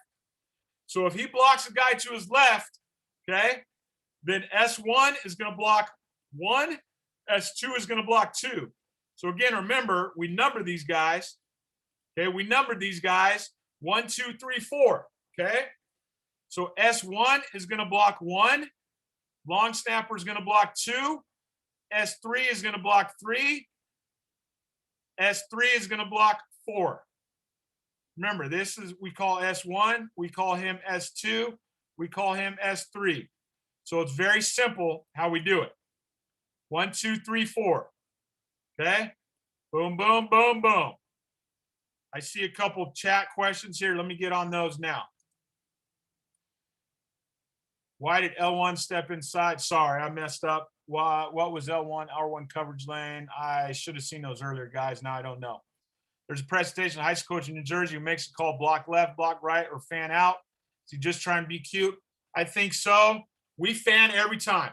We fan every time. Those guys are all going. You've seen a few cuts of it already. All those guys are going at one time. It's to keep it simple, guys. I believe in the old adage of keep it simple, okay? What's the call when you involve the center and protection? Tom, great question, okay? We're just calling that man, man, man, man, man, man. So that we're just saying that in the line of scrimmage. If there's two guys in each A gap, usually we're going to know, looking at that in film, usually we're going to know that on how we see them blocking shield punts. Okay, so we're just going to go man, man, man. And the center makes that call. Okay, if he has two guys in the A gaps, the center is going to make that call. If you don't cross face, do you teach front line to punch their man out? Yeah, well, they're going to punch shoulder pads. They're going to punch shoulder pads. You make any adjustments for when you're punting from the end zone? The only adjustment, we'll see some video on that in a second. The only adjustment we're going to make is depends on where in the end zone we're at, okay? If we're inside of the 5, my punter's heels are at the end line. He's going to eat up as much of that room as possible. We're inside the 5, punter's heels at the end line. And then my shield, you always want to have your shield 8 yards in front of that punter. So the shield is going to be 2 yards deep into the end zone. Okay, so this is the first day at VVC, my first day ever teaching punt with those guys.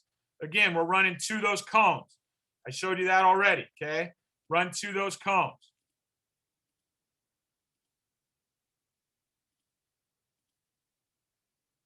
Next progression. All right, so again, just watching some film here. Again, you can see what it's like, what it should look like. Let's watch the left side, okay? Takes there's nobody here. There's nobody here for him to block. But look at his foot. He's trained his foot still. He still gets a pretty good step. Okay, L2. Watch L2 here. Doesn't take a very good step with that left foot. So this is Citrus College. They're not coming at all. They're just setting up a return. Going to get down there in their face. See this one again from the sideline view. Pretty good getting down there, nowhere to make a tackle. Okay, now let me tell you what I don't like here. Watch this kid. Watch R3. Look how he dances all the way back there. Do not do that. Okay, he gets beat. He needs to just take one step with this foot.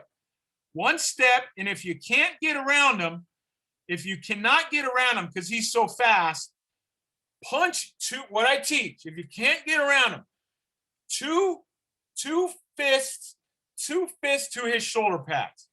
All you got to do is knock him off that train track, okay? But we're dancing. We're not taking a step and then a banana step to attack this guy. He's dancing with them. That's not good, okay? That's not good. Look at this, man. This was our worst punt of the year.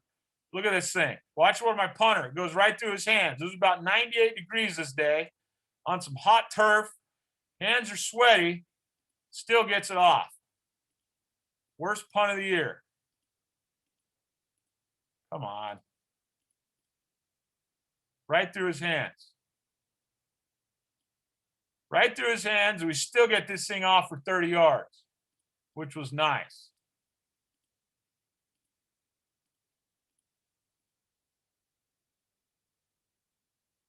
Boy, that was close. Still get it off. Beautiful thing.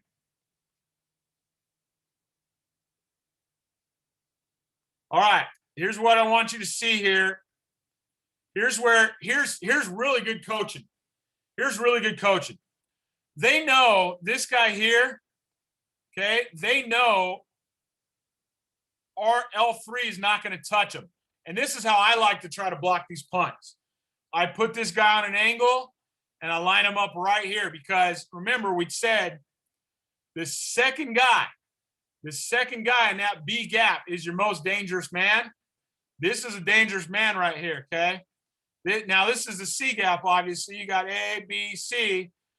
So it'd be better if he did it right here, okay? But watch what happens. He comes here untouched. L2 takes some really bad steps. Look at L2's feet, man. Spratly. This kid is dumb as a box of rocks. L2 should have stepped here and then made a collision with him at least, but he doesn't touch him, okay?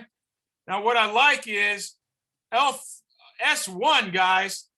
S1 sees him coming, and I asked him too. I said, hey, why didn't you bail to get him? Coach, you tell me not to. And he's right. There's nobody coming at him, but I've drilled in these guys' heads. Do not leave your wingman. Do not leave. But look what he does, okay?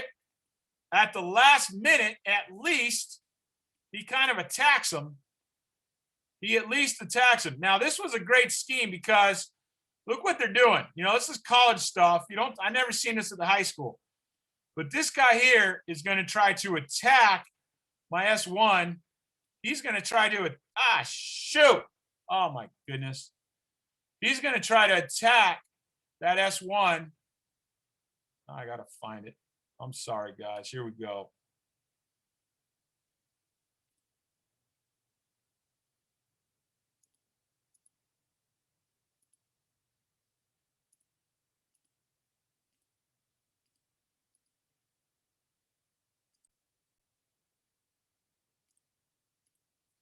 Okay, he comes and tries to attack him so this guy can get in, but it doesn't work, but he gets close. I like how we beat him up, though. He did not do this again. And you'll get this sometimes. You get these guys who want to jump over that shield. When they try to jump over the shield, we tell our guys, use your helmet and get that helmet into his ribs. They won't jump again. Sure enough, he did not do it again. Okay, poor job with your shoulders. I want to give a coaching point here. First of all, stop this same kid. You know, he's dancing back here. But I want to show you something. We teach these L3s and R3s, okay? You should never turn your shoulders until you're even with that ball carrier, because his job as R3 is to make sure nobody comes. See how fast he turns his shoulders? Okay? It's a coaching point, guys, on kickoff and punt. My contain guys, I teach them, you never, ever, ever turn those shoulders until you're even with the ball carrier. What you see here is he's turned his shoulders already, and then bad stuff happens, right? You turn your shoulders, and now you turn your shoulders way too early. Now you're backpedaling. Okay, and so what we teach these contain guys is turn your shoulders when you're even to make sure he goes inside of you. I'm sure most of you guys do the same thing. Here's a turnover we get. You'll see this big boy here. I mean, look, this is one of the biggest kids on my team, backup center, who we have in that shield. I explained earlier why we hinge.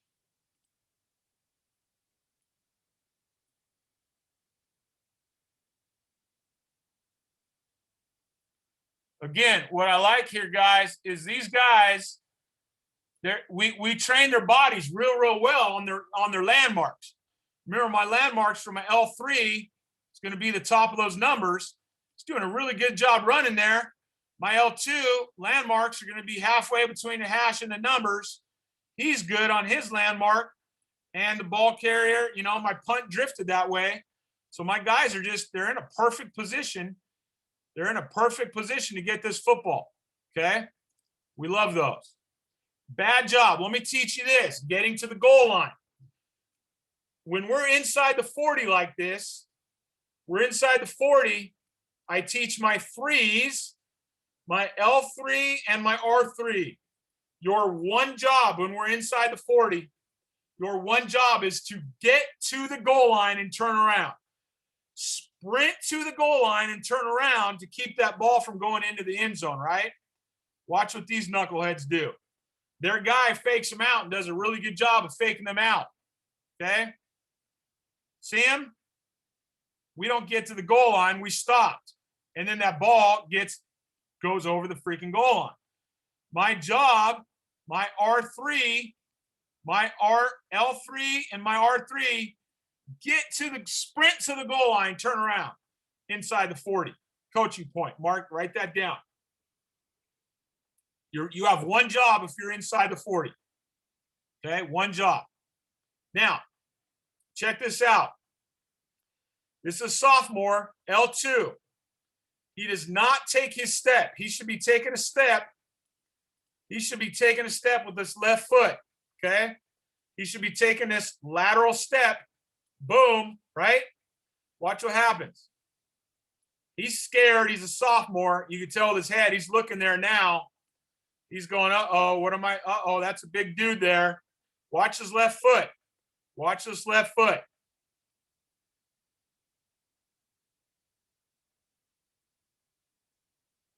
Not a very good step, is it? All he does is turn it. All he does is turn it. He does not take a step. Okay, and guys, when you don't take that full step and you just shove him and you don't rip through him, look how close he got to the football. Look how close he got to that thing, man. He almost blocked this thing. And guys, that whole thing could have been prevented. I see some chats here. That whole thing could have been prevented by just this step and ripping through him. Would like more on bad snap drill when time allows. Yes, sir, Tom. You got it. When do you teach the coverage guys to squeeze lanes down on the returner? Do you have a landmark? Yes, our landmark. All right, great question. The landmark depends on about the average kick length of your punter. There's some science comes into this. Last year I coached, we were a 43-yard punt guy, 43-yard punt. So that we set up, we want him running to those cones, fanning to those cones at half the distance of your punt average. So we want them fanning those cones for 20 yards and then finding that ball carrier and then getting to that ball carrier. Okay, so we squeeze once we get to those cones, not a second before it, because that's going to keep you fanned out enough to get down to that field. So at high school level, if you're a 32-yard punt, set those cones up at 15 yards to train. Okay, and you start training their body on how to do that. Okay, you start training the body on how to do that. All right, so I want you to see, guys, the difference here of this kid in just a couple of weeks' time, because we train him. Again, you'll see, the reason I have this here, guys, is just to demonstrate how important this first step is. You got to take that step left. Now watch this. Just a couple weeks later, same kid, L2, he's still a sophomore, except for now we're going against about 6 Division I kids at Crespi. This kid here is still in the NFL, number 6. Okay, watch our feet this time. This kid here is now a coach at University of Laverne, Kistner. If you have anybody who wants to go to Laverne, or you think your kid can go to University of Laverne here in California, let me know. Coach Kistner here coaches the corners over there. And I love it because he's the smartest kid I've probably ever coached. And look at him scoot out. He kind of feels in his brain, I'm a little too close. Man, that's freaking beautiful when you get your kids to recognize that. Well, let's watch this left foot now. This is 2 weeks later. Boom, much better. And now he's actually ripping through. Remember last week? He got his butt chewed out because he didn't rip through this guy, okay? He didn't rip through this guy at all, and we almost got the thing blocked. Guys, all I did, I spent about 5 minutes, 5, 6, 7 minutes with him after practice for about 3 or 4 days. And I taught him how you can't just push this guy. You got to rip through that guy, okay? And now watch him rip through this guy.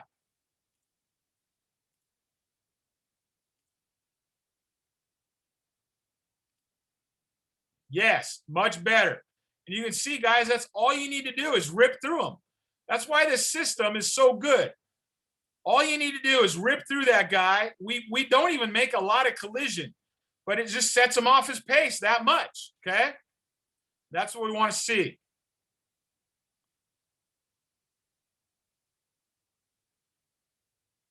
Now here you got a team. They're setting up a return, okay? They don't want to bring many guys here. They're setting up a return.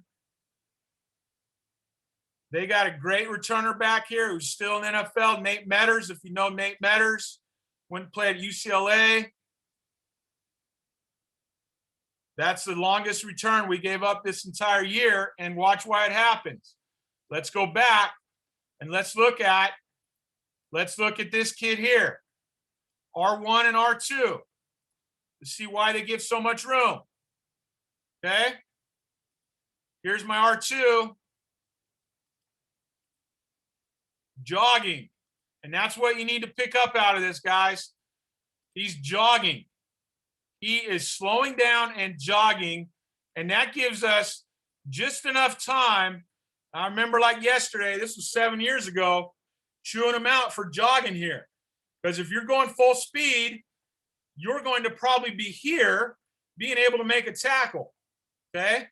So it's a good coaching point. And one of the things we do when we set this stuff up in the spring, okay, we have them run through your cone 20 yards, then collapse on that ball carrier, and all we have is a bag down there, and they go 20 yards, they chop their feet, and then they sprint to the ball carrier, a bag. And the first guy there wins. The first guy there tackles that guy, just tackles a bag. You get some close ones, of maybe two guys being there at the same time. But again, we chop our feet at the cones, and then we collapse. And then we take away chopping the feet. We run to the cones, and then we collapse. And then we take away the cones. We fan out, and then we collapse. Okay, so it's that progression, that teaching progression. Okay. We showed you that one already. Showed you that one. Are we done? We get through all of them? Yeah, I think we did. All right, I had a question on the bad snap drill, and let me see if I can find that. I got a video out there somewhere of it. Let me see if I can find it here, Tom. I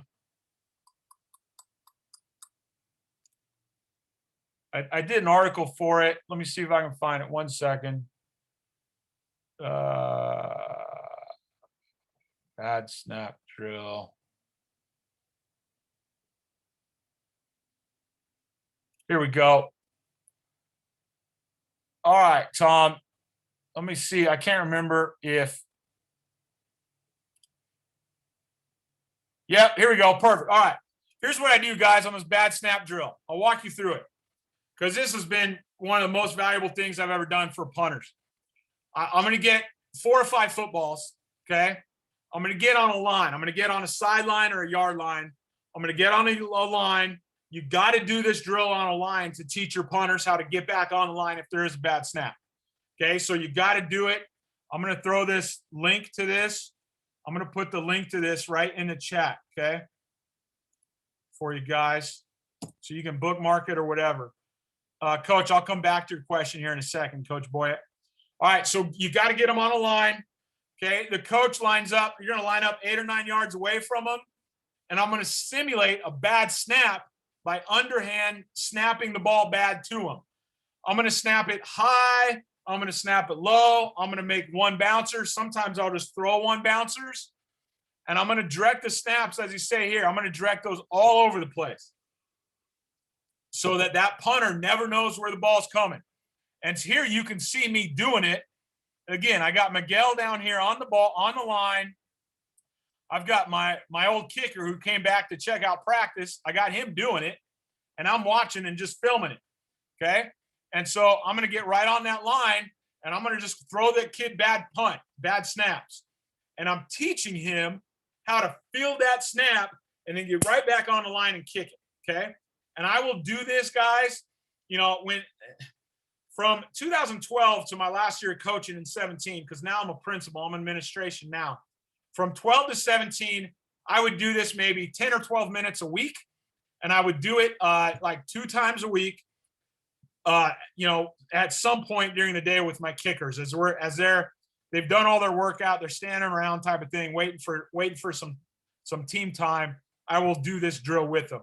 And so I highly recommend doing this drill. All right, when you teach your coverage guys to squeeze lanes down, do you have a landmark? Talk about that. With guys fanning, do you have issues with middle returns?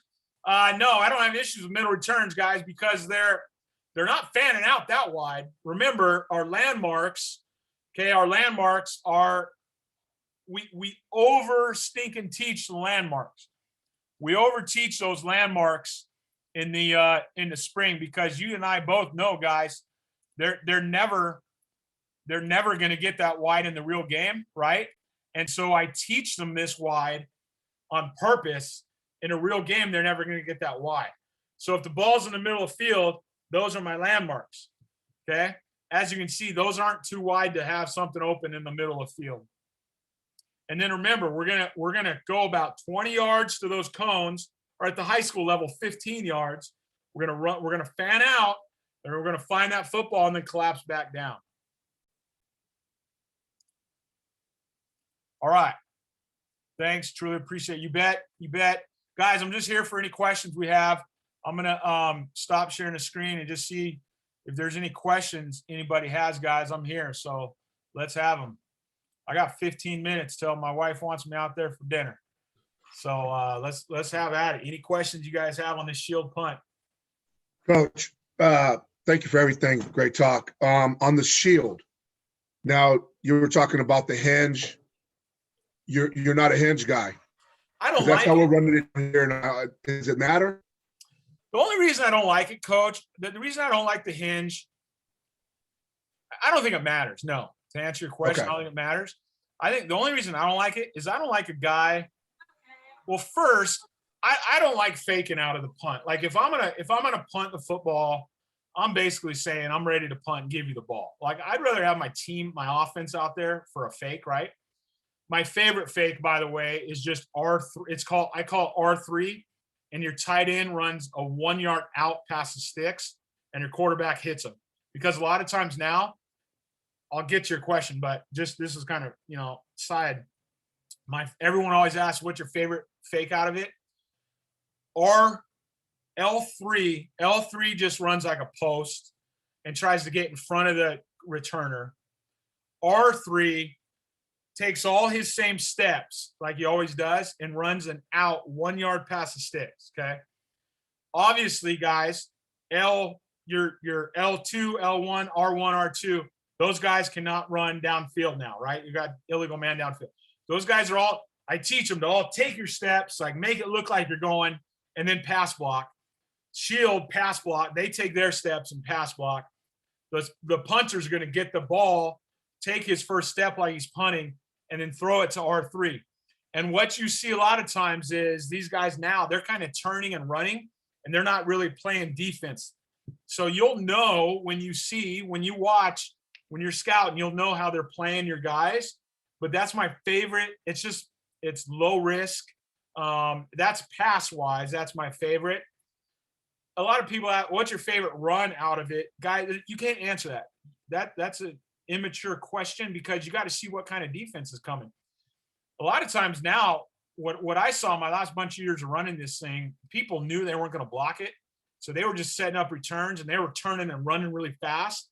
And in that case, I just like my punter taking the ball right up the middle of the field. But there's about 10 fakes in there in the manual for you. But coach, to answer your question about the hinge, the one thing is if you are running a fake and you got that guy hinged, it takes away from that a little bit. But I don't like him. Like my S2, I always put my S2 in charge of that team. And so if he's hinged, it takes him a little bit to see clearly, any issues that there might be with the defense. That's why I don't like it.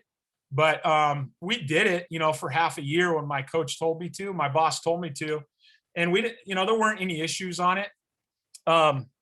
We didn't have, any issues, good, bad, or ugly there. Advice on long snappers. Oh man, long snappers are the death of you, right? I spend a lot of time. I stole it, I don't know, from some college coach somewhere where we did a lot of overhand snapping And that really made my long snappers better, where you have them take it, how they're going to snap it, just like they're throwing it, hands on the laces, and overhead long snaps, where they're learning to spin that football just 5-7 yards. If a kid doesn't know how to spin a ball real well, I've spent a lot of time doing that. And I don't know why, but when it's overhead, they really feel it a lot better. And spinning and 5 to 7 yards, so they get confidence. That's one of my most important things I've ever done. Stole that at a clinic. The other thing, in getting the hands back, something came out years ago when I was watching a kid just wasn't snapping and reaching far enough. And so I got down on a knee behind him, and just without a football, I was having him reach his hands back between his legs, slapping my hand. And so I would get down on a knee, and I'd have him just reach back and make him reaching back to slap my hand. Okay. So that because a lot of times that's what happens with long snappers. They want to get down the field so quick, so they short arm it, and then you get bad snaps. So you got to make sure they're reaching all the way back with their hands. And I would have them do that. And also, they got to use their legs. And so once they started hitting my hand, I would pull back a little further. They didn't even know it. And I'd have them, trying to get that hand again. And they got to really use those legs to make that happen. I get this all the time on the one more question here. And then I think, Pete, you had a question. What are your thoughts about the rugby out of Shield Punt? I get that question all the time now, since rugby's been real big. I don't think there's any need for it. I think that you're having to teach something. I try to keep stuff so dumb and simple and get perfect at that. And so if you're now, I don't know, would you move your shield? If that guy's rugbying, do you move your shield with it? Maybe. I think I like some parts of the rugby.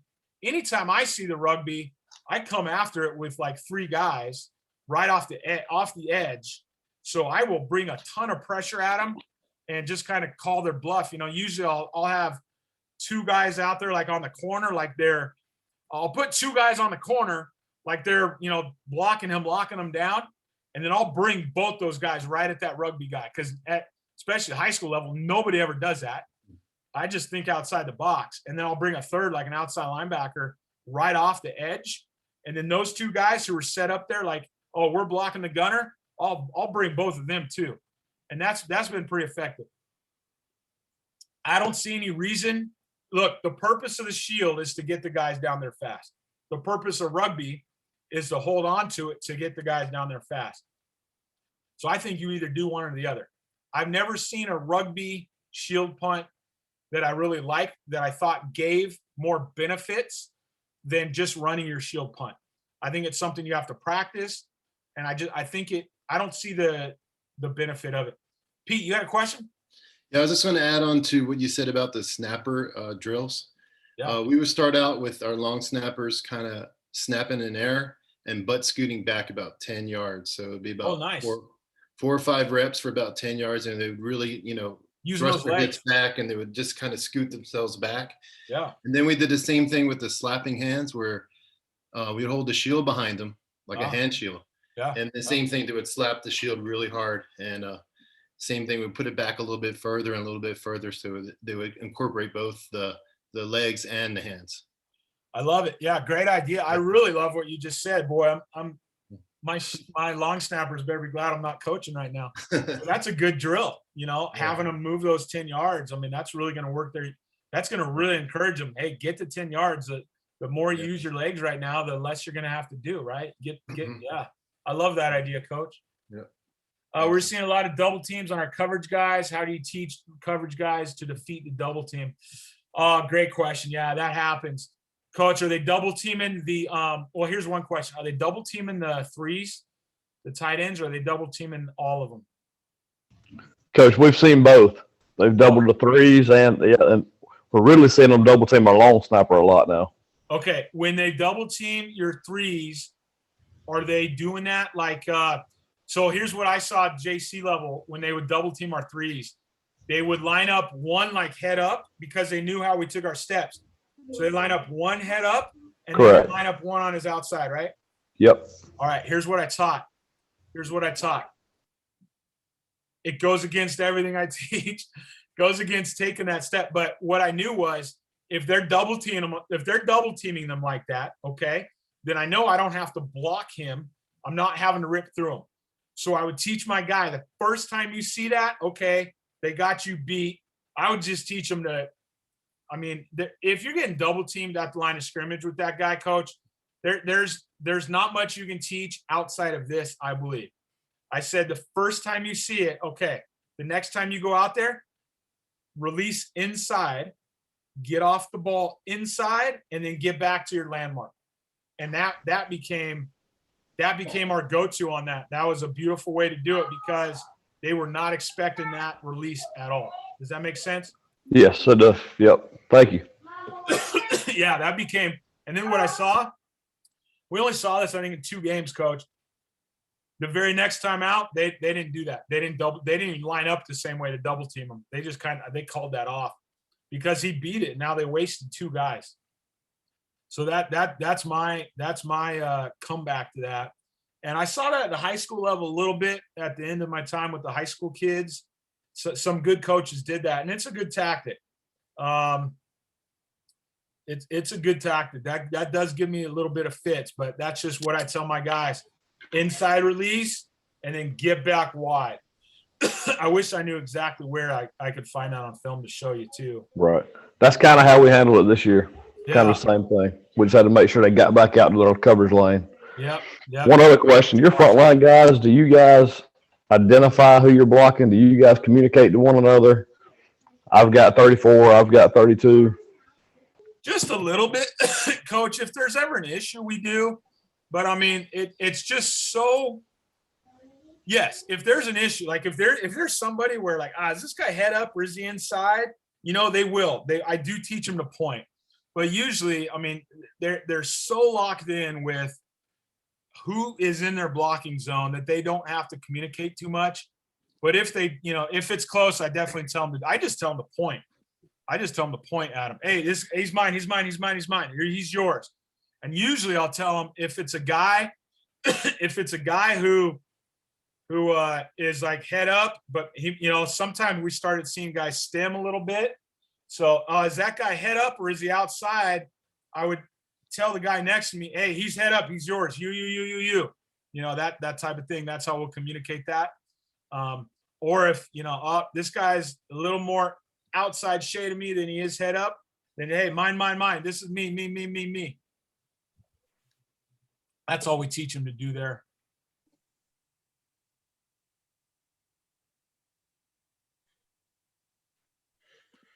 Coach, I got your hidden yards, some of your illustrations in there, like some your special team comparisons.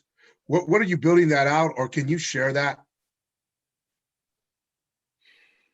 I don't understand your question, Coach. I'm sorry.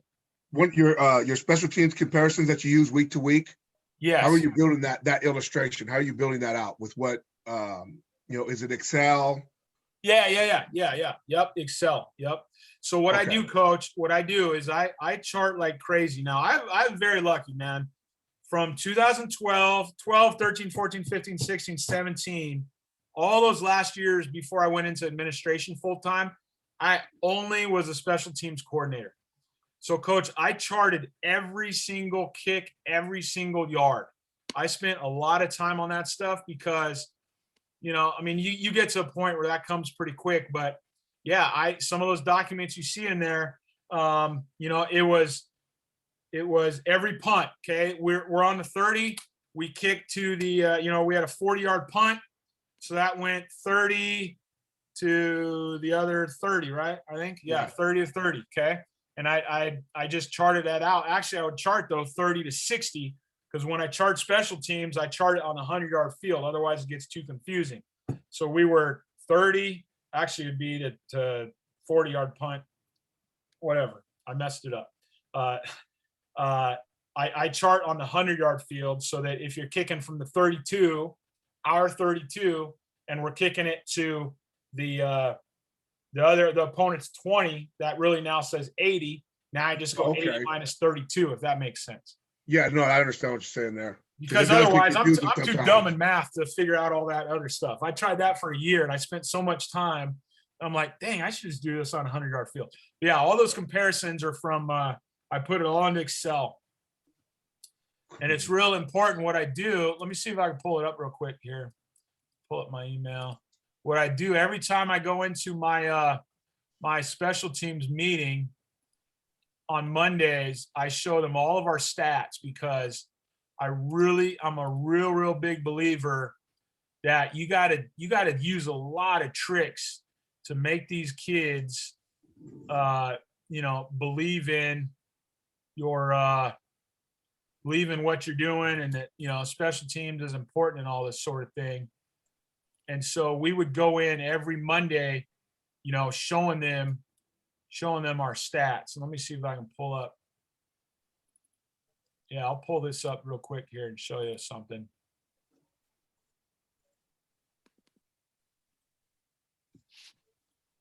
Every Monday, I would show them this presentation. Now, this was for the last year of the season, where we compared to, let me see if I got, there you go. Those was Monday ones I showed. Yeah, here we go. All right, so like this was against Riverside Community College, which kicked our butts. And I mean, they're one of the best programs here in California. So you show like on punt return, they were at 50.7 was their starting place on the field. Now, obviously, their average start at 50.7, that doesn't just say something about our punt team. That also says something about our offense, right? Because we were punting from inside our 15 a lot of the night. But it shows, hey, guys, we started on the average of the 22. After every punt, we started on the average of 22. They started on the average of 50. You guys want to go 50 yards to score, or you want to go, 78 yards to score? And at kick return, we were on kick return. They started on the 29. We started on the 26. Now, kick return, I'm a lot happier against that squad, giving up just 3 yards there. So, but these are the, this was some of the stuff we showed after, like, so this is RCC. Okay. They had one. Their RCC's blue because we only kicked off to them once. Sorry. Yeah, we kicked off to them once because they kicked our tails. They had one kick return for 12 yards. We averaged 23.5 yards on our kick returns. So we had 4 of those. So that's the average kick return. So yeah, I show these stats. Special teams Ram of the week. Again, this is versus RCC. They saw that, okay, Ajon White, he's now leading us, or against them. Ajon had 6 points. Mahadas had 5 points. Bramer had a missed assignment, -5 points. So these, this just kind of is part of what my thing would look like every Monday.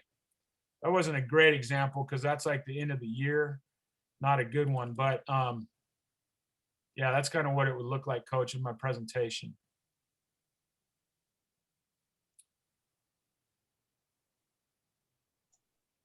Yeah, that's a good one. I'm using that one now. That's one you just showed. I'm using that now. Chart. Yep. Yeah. Yeah. Depth chart took me a long time to really dial it in, feel real good about, what one would look like. But yeah.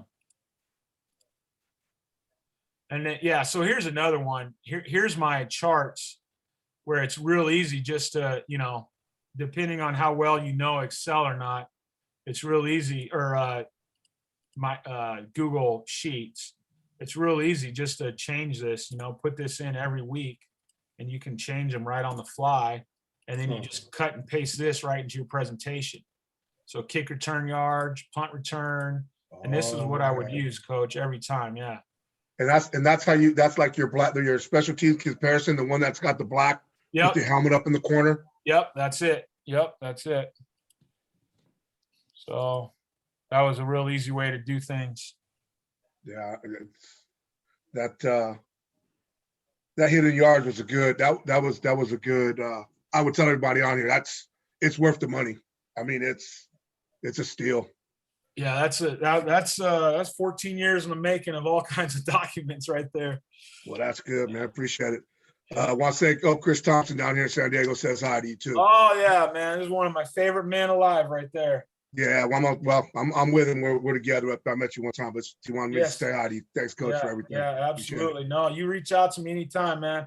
I've told Chris multiple times I can't wait to be on the sidelines when he wins the state championship because I know it's going to happen down there with you guys coaching. I know we are. We're getting in that direction, man. As soon as we get out of this COVID crap, we're going to get back on. We were on the grind. Hey, he's got my cell phone, Coach Morales. Anytime you hit me up, man, I'd love to help you guys anytime. Well, I will. I definitely will. You know, I definitely maybe go over some film with you because I know I'm, this is like our second year, third year doing this, and we're trying to get it refined and seeing how you do it. You know, I like how trying to get it to where, when it gets out there, it's all lined up and it looks good. We're still not to where we want it to be. So it's work in progress. You guys will get them there, no doubt. Yeah, appreciate it, Coach. Thank you. I'll be in touch. All right, we'll see you. Thanks, Coach. Any other questions, guys? If anything comes up, I'm always an email away, Twitter away. Anytime I can help with this stuff, let me know.